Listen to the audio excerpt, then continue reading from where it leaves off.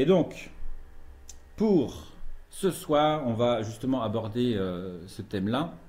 Qu'est-ce qui fait, comment on va pouvoir agencer les éléments dans une photo pour faire en sorte que ces photos aient un impact. Ok, c'est parti. Allez, générique.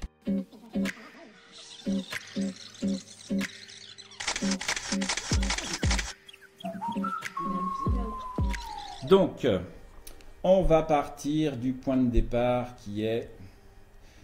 Alors...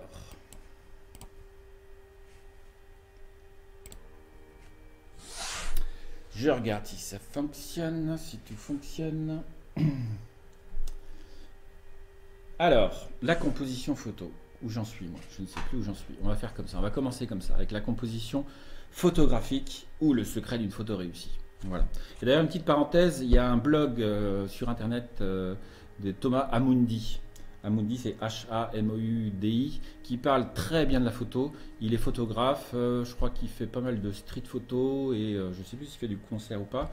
Mais il a une réflexion qui est très intéressante et que je trouve, moi, en tout cas, ça me concerne bien parce que je trouve, j'ai un petit peu la même façon de voir les choses, se défaire de la technique. Alors, il faut la maîtriser bien sûr, mais ensuite s'en défaire pour se consacrer vraiment à son sujet.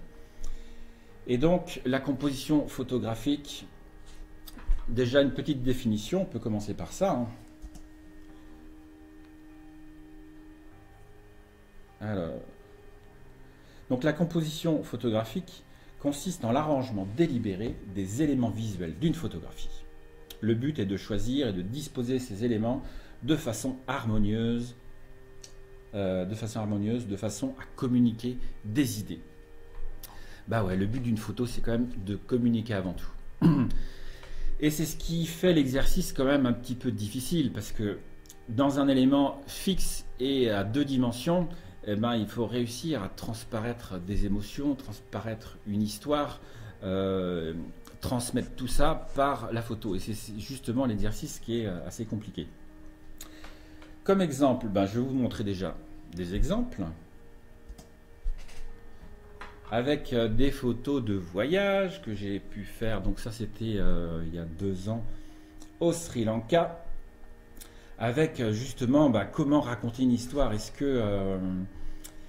que ça parle, ça, cette photo-là? Moi, elle me parle pas mal parce qu'elle montre bien l'élément. On peut bien voir où la personne se trouve dans le train. On peut situer éventuellement même que c'est pas un train de chez nous, tout ça. On peut même définir le pays. Alors, est-ce que vous devinez le pays? Est-ce que vous pouvez voir dans quel pays ça se trouve?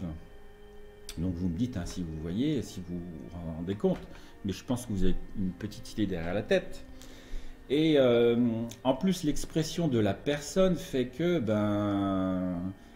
ça interroge. Il y a en plus du mystère. Donc les zones de flou, les zones de net, et on se rend compte que notre cerveau, il fonctionne, on va pas dire bêtement, mais en tout cas il est attiré par des choses comme ça, instinctivement. Déjà il est attiré par les choses nettes, ça c'est sûr. Vous pouvez regarder la photo, tout de suite vous allez sur le point essentiel qui est la dame. On est attiré aussi par les visages, ouais. Quand il y a un visage dans une photo, tout de suite, on va se focaliser dessus. Et on va être attiré aussi par les zones plus claires par rapport aux zones plus foncées. Donc c'est pour ça que c'est bien d'avoir aussi des contrastes et puis savoir un peu comment ça se passe. La suivante. Donc ça, c'est une composition que j'aime beaucoup. Ça a été prise à Londres, en fait, à la Modern Tate à Londres. Et alors je sais pas s'il y en a parmi vous qui sont allés. Hop, je vais regarder comme ça.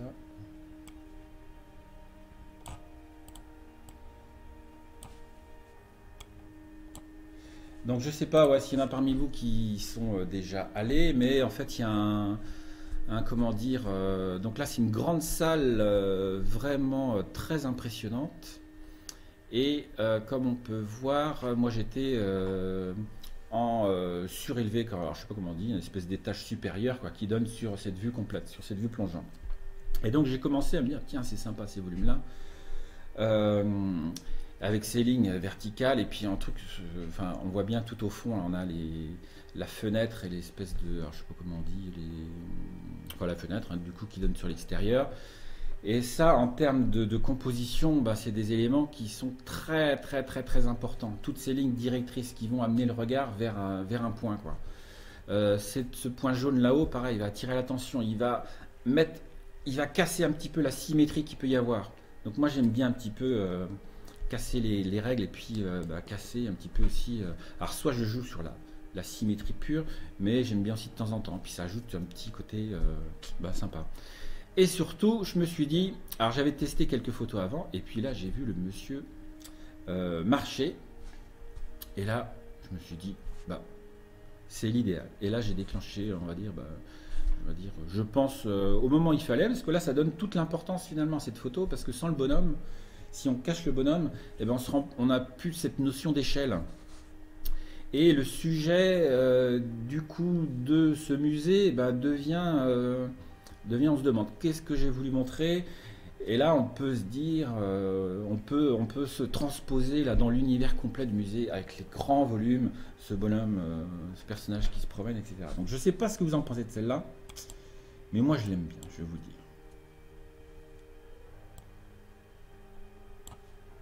Je suis étonné du peu de monde connecté. Donc il y a quelques personnes connectées, on est, je ne sais pas combien en tout. Il y en a qui sont partis. Après, il faut que ça se fasse connaître aussi, hein. Moi, je commence les lives, donc il faut habituer les gens. Hop. Donc voilà. Allez, je continue.